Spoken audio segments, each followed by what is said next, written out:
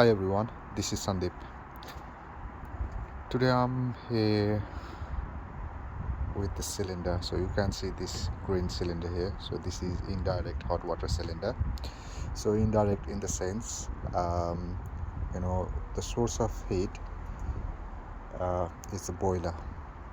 So that's the boiler makes water hot, goes into the cylinder and comes out from the cylinder back to the boiler. So on the process of traveling water, it makes water hot, which is stored inside. It makes water hot. It just extends the heat and just goes back to the boiler. On that process, it makes water hot. So another source of heat here is this immersion heater. So this is 240 volt. Just in case if the boiler is not working, then you can turn the immersion on. Then what happens is set to 70. This rod makes the stored water hot, so it becomes direct. So it becomes hot until the temperature gets 70. When it reaches 70, it just turn off itself, and when the temperature drop, it turn back on again and just maintain the 70 degrees Celsius. If you put to 60, then it just maintain the 60 degrees Celsius. This is how it works. So this is the immersion, and here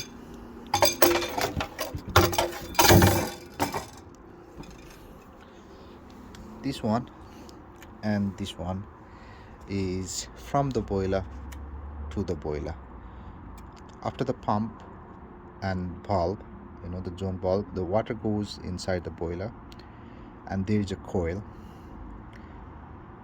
which, like when hot water travels in, it just travels to the coil, and on that process it just extends the heat from the water from here to the stored water inside. But the stored water and the water goes in, it doesn't mix together, it doesn't mix. So this is the dirty water, and the stored water is from your cold water storage tank. So here you can see another point at the back. So this is the point from where the water goes inside the boiler.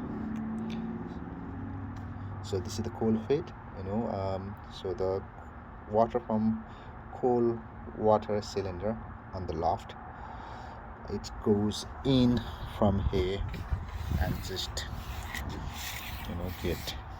get hot inside, and it just comes out from this pipe to the hot water outlets. And this point, this is the hot water outlet as well, but normally it's on a lower part, so we use this thing for the shower pumps. So overall, hot water to the outlets, dedicated pipe, hot water dedicated pipe for the shower pump.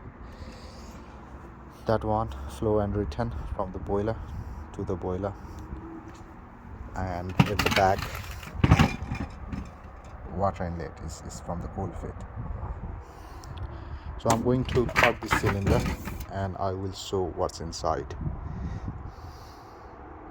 So you can see the cylinder has been opened, and you can see clearly how the coil looks like.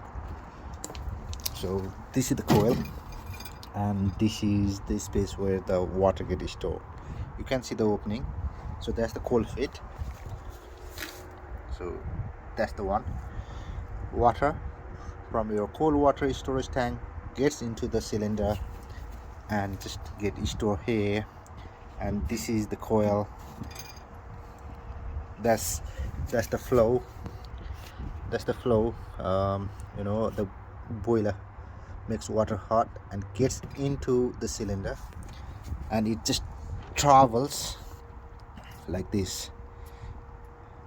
And when it travels, it exchanges heat with the water stored inside, and it just comes out.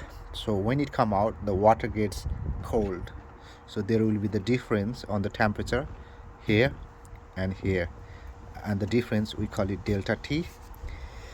And again, that goes back to the boiler.